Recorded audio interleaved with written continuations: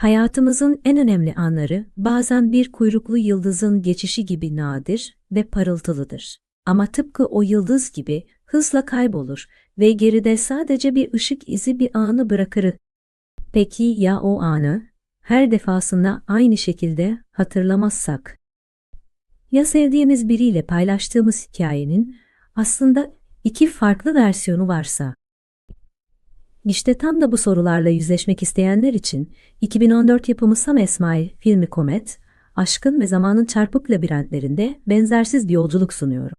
Videoya geçmeden önce, eğer sinemadan bilime, kitaplardan felsefeye uzanan bu tarz derin yolculukları ve analizleri kaçırmak istemiyorsanız, şimdi kanala abone olabilirsiniz. Hazırsanız başlayalım.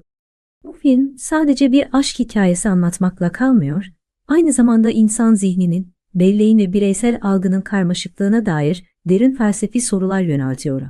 Aşk gerçekten paylaşılan bir gerçeklik midir, yoksa iki kişinin kendi iç dünyalarında oluşturduğu sürekli değişen, çarpıtılmış anılar ve yorumlar toplamı mıdır? Bir ilişkiyi nasıl hatırlarız ve bu anının ne kadarı gerçektir, ne kadarı çarpıtılmış veya hayal edilmiştir? Comet, bu temel çelişkiyi merkeze alarak izleyiciyi, her bir anın farklı bir zaman diliminden koparılıp getirildiği, zaman kavramının kırıldığı bir anlatı evrenine davet ediyor. Bu evrende kurallar, sadece birbirini seven iki insanın iç dünyasının kaotik akışına göre yeniden yazılıyor. Uyarı, izleyiciler için filmle ilgili detaylı analizler ve olay örgüsüne dair bilgilendirmeler içeren bu bölümde spoiler kaçınılmazdır. Eğer filmi izlemeyi düşünüyorsanız ve sürprizini kaybetmek istemiyorsanız, videoyu burada durdurmanız tavsiye edilir. Filmin yönetmeni Sam Esmail, daha sonra efsanevi Mr. Robot dizisiyle adından sıkça söz ettirecek olan dehasının ilk parıltılarını bu filmde sergiliyor. Justin Long'un canlandırdığı Del ve Emmy Rossum'un hayat verdiği Kimberly karakterleri üzerinden sıradan bir ilişkinin nasıl da karmaşık bir varoluşsal sorgulamaya dönüşebileceğini gözler önüne seriyor. Hikaye, doğrusal bir çizgide ilerlemek yerine, Del'in hafızasındaki parçalanmış anılar gibi ileri geri sıçrayan, montajı ustaca kullanılmış bir yapıda sunuluyor. Del, hayatın her alanında aşırı entelektüel, alaycı, nevrotik ve genellikle kendi kendini sabote eden bir karakter. Onun varoluşsal kaygıları, filmin her sahnesine, her diyaloguna sinmiş durumda.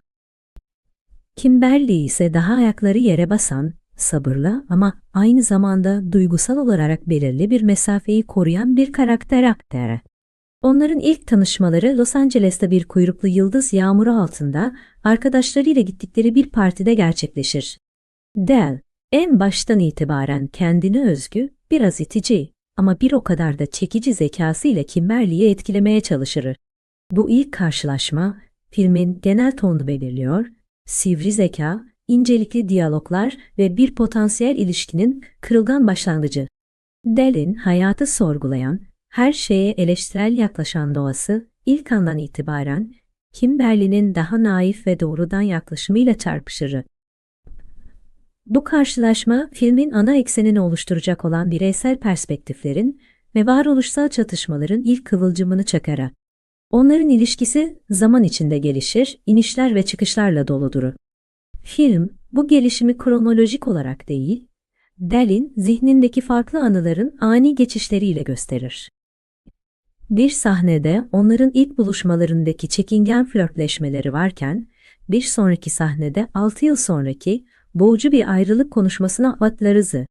Bu kesintili anlatım, izleyiciye bir ilişkinin sadece anıların toplamından ibaret olduğunu, ancak bu anıların zihnimizde nasıl yapılandığına bağlı olarak anlamının değiştiğini hissettirir. Del ve Kimberly, birbirlerine hem derinden bağlı hem de aralarına sürekli bir mesafe koyan iki ruhtur. Del'in öz eleştirel ama aynı zamanda kendini haklı gören tavırları, Kimberly'nin sakin ama bazen pasif-agresif tepkileriyle birleşir. Diyaloglar onların ilişkisindeki çatlakları, beklentileri ve korkuları ustaca ortaya koyar. Del'in sürekli kendini kanıtlama çabası, Kimberly'nin ise daha ziyade kabullenme ve uyum sağlama eğilimi, aralarında hem bir gerilim hem de bir gerilim yaratır. Filmin olay örgüsü boyunca, Del'in iç dünyasına yapılan bu yolculuk, bizi varoluşçuluk felsefesinin temel taşlarına götürür. Del'in sürekli sorgulayan, anlam arayan ve hayatın rastlantısallığı karşısında bunalan halleri, Jean-Paul Sartre'in varoluş özden önce gelir düsturunu yansıtır. Del, kendi anlamını ve ilişkideki yerini sürekli olarak inşa etmeye çalışır, ancak aynı zamanda bu sorumluluktan kaçmaya, seçimlerinin sonuçlarından sıyrılmaya da meyillidir. Bu durum, Sartre'nin kötü inanç Maoi-Seifoi kavramıyla doğrudan örtüşür. Del, özgürlüğünün getirdiği kaygıdan kurtulmak için kendi durumunu dışsal faktörlere veya Kimberley'e atfederek sorumluluktan kaçmaya çalışır. Onun nevrotik yapısı bu kötü inancın bir tezahürüdür adeta. İlişkideki sorunları kendi kusurlarına bağlamak yerine kaderin ya da Kimberley'nin onu anlamamasının bir sonucu olarak görme eğilimindedir. İlişkileri ilerledikçe ortaya çıkan ahlaki ve varoluşsal çatışmalar daha da derinleşir. Del, sürekli olarak geleceğe dair kaygılar taşır, ilişkilerinin nereye gideceği konusunda endişeler besler ve bu durum mevcut anın güzelliğini deneyimlemesine engeller. Bu durum Albert Camus'un absürtlük felsefesiyle yankılanır. Del, anlamdan yoksun bir evrende anlam arayışında olan insan prototipidir.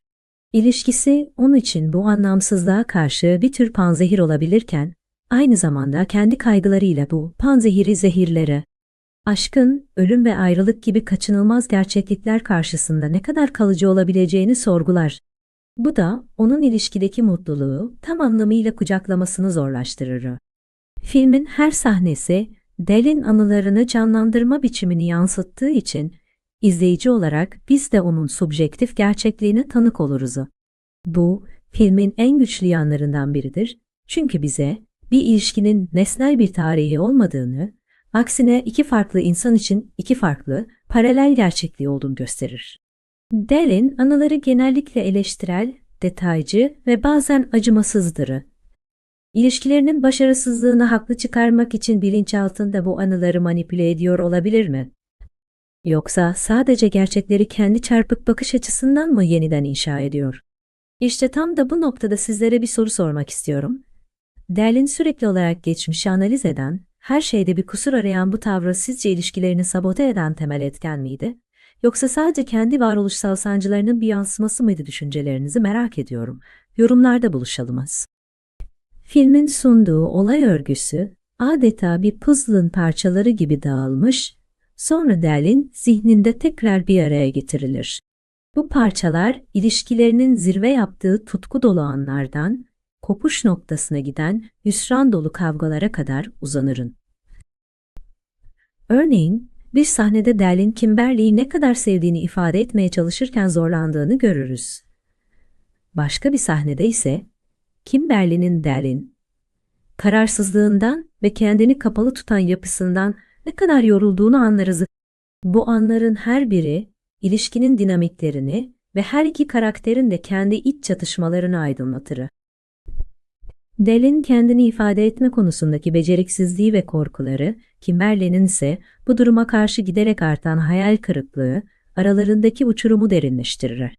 Bu durum, bireylerin kendi iç dünyalarındaki engellerin, dışarıdaki ilişkilerini nasıl etkilediğinin çarpıcı bir örneğidir. Nihilizm, Del'in düşüncelerinde ve eylemlerinde kendini gösteren bir diğer felsefi akımdır. Hayatın ve dolayısıyla ilişkilerin nihai anlamdan yoksun olduğuna dair inancı, onun karamsar ve alaycı tavrını besler. Bu karamsarlık, çoğu zaman ilişkiyi ileriye taşıyabilecek umut ve inancı baltaları.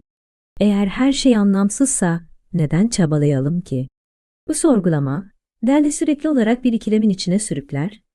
Bir yandan Kimberley ile derin bir bağ kurmak isterken, diğer yandan bu bağın kaçınılmaz sonunun getireceği acıdan korkar.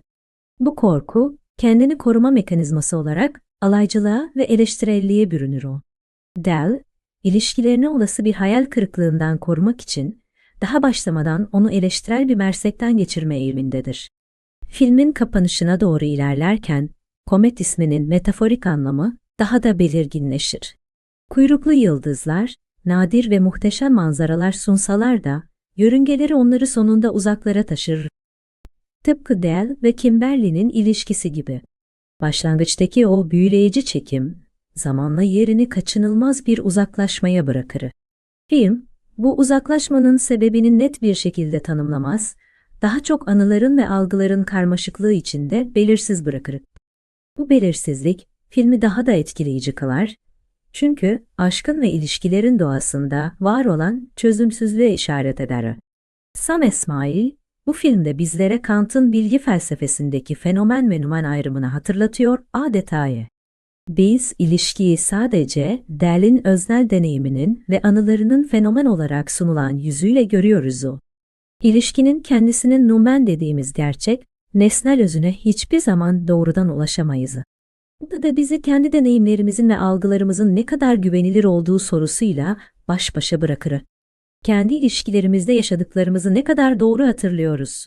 Kendi Dell veya Kimberly versiyonumuz, gerçekliğin ne kadarını yansıtıyor?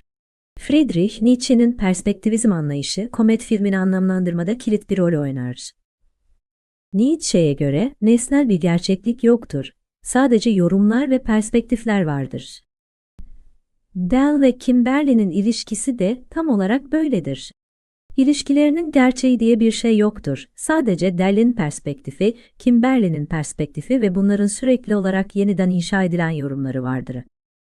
Film, ağırlıklı olarak Dell'in perspektifinden sunulduğu için, izleyici olarak bizler de bu tek taraflı yoruma maruz kalırız.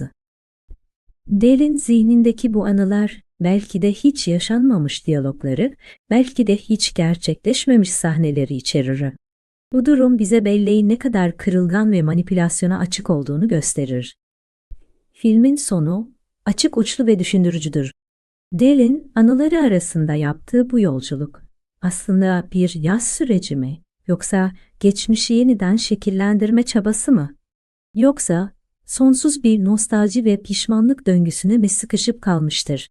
Bu belirsizlik filmin etkisini artırır ve izleyiciyi kendi varoluşsal sorgulamalarına iter. Aşkın, zamanın ve belleğin bu karmaşık dansı, bizlere her ilişkinin benzersiz bir evren olduğunu, bu evrenin kurallarının ise onu yaşayanlar tarafından sürekli olarak yeniden yazıldığını hatırlatır. Komet, bir aşk filmi olmanın ötesinde, insan olmanın, hatırlamanın ve unutmanın getirdiği derin felsefi yükü omuzlayan, görsel ve entelektüel açıdan doyurucu bir deneyim sunuyor. Her sahnesi, her diyalogu izleyicinin zihninde yankılanan bir felsefi soruya dönüşüyor ve bu da onu modern sinemanın en orijinal ve düşündürücü yapıtlarından biri yapıyor. Komet ve diğer yapımlar hakkında merak ettiğiniz tüm detaylara Movie Miro platformu üzerinden ulaşabilirsiniz. Movie Miro'da izlediğiniz film ve dizilere kendi duygusal tepkilerinizi verebilir, bu hislerinizi arkadaşlarınızla paylaşabilir ve diğer izleyicilerin bir yapım hakkında neler hissettiğini öğrenebilirsiniz. İzleyicilerin oluşturduğu gerçek duygusal haritaları inceleyerek bir sonraki film veya dizi tercihinizi bu hislere göre yapabilir ve topluluğun deneyimlerine ortak olabilirsiniz. Bir sonraki merak yolculuğumuzda görüşmek üzere. Siz bu konuda ne düşünüyorsunuz? Düşüncelerinizi yorumlarda benimle paylaşmayı ve videoyu beğendiyseniz destek olmak için beğen butonuna basmayı unutmayın. Ekrandaki önerilen videolara tıklayarak yeni bir incelemeye hemen başlayabilirsiniz sanıyor. Hoşça kalın.